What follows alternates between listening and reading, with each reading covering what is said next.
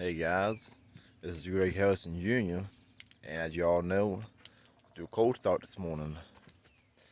Yeah, it ain't really that cold. It's about in its 40s, but we're gonna fire it up anyway. Fuck it.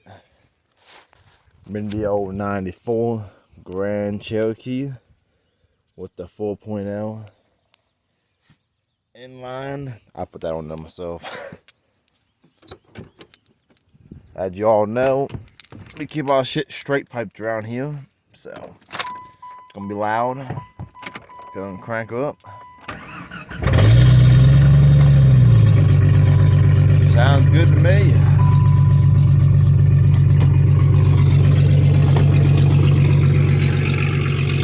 Got some stickers on it.